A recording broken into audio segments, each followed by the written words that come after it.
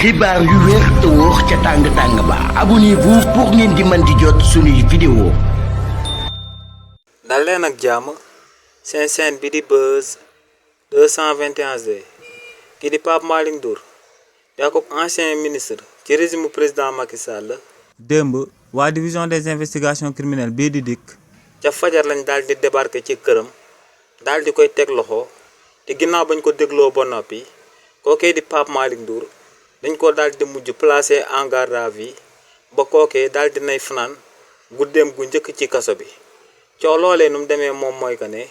waa CENTIF ñoom ñoo daal di épinglé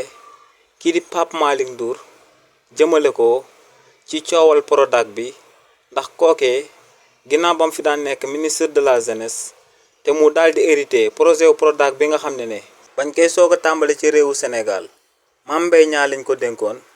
te ci projet boobee ñëpp ñu fa jaar daal di fay amal ay njuuj njaaj ndax ñooñee en réalité 5 pôles lañ waroon daal di samp ci réewu Sénégal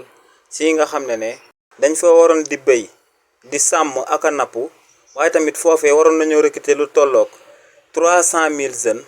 waaye lu leer ba am moom mooy que ne benn ci pôle yooyee ba gannaaw suba mujjuñ ko daal di samp ci réewu Sénégal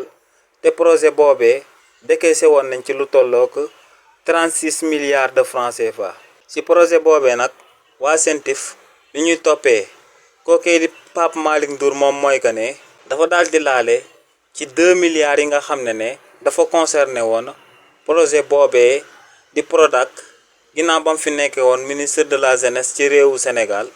te li ni mel moom moo sabab kookee di Pape Malick Ndour tey waa division des investigations criminelles bii di DIC demoon daal di koy cueillir ci këram daal di koy yóbbu ñu daal di koy auditionné te kookee ginnaaw ba ko enquêteurs yi wanee preuve yi ñoroon seen disposition mun woon a andi lenn luy contredire li nga xam ne moom lañ doon wax li ni mel moom moo sabab ñu téye ko daal di koy placé en garde à vue ba kookee di Pape Malick Ndour tey lay tëdd guddeem gu njëkk ci biir kaso bi. xibaar yu wér te wóor ca tàng ba abonnez-vous pour ngeen di mën di jot suñuy vidéo.